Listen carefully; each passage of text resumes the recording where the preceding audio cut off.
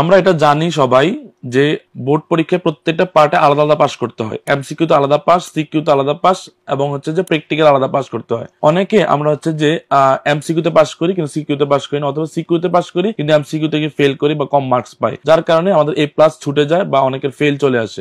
এই জন্য হচ্ছে প্রত্যেকটা পার্টে আলাদা আলাদা প্রিপারেশন নিতে হয়। এমসিকিউ আলাদা প্রিপারেশন, সিকিউ তো আলাদা প্রিপারেশন।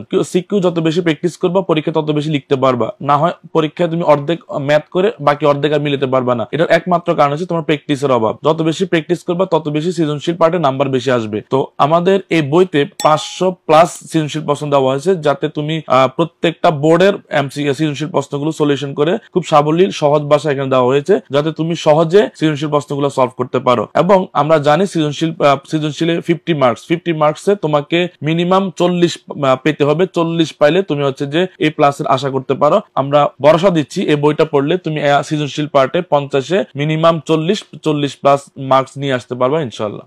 অর্ডার করতে ভিজিট করুন রকমারি.com।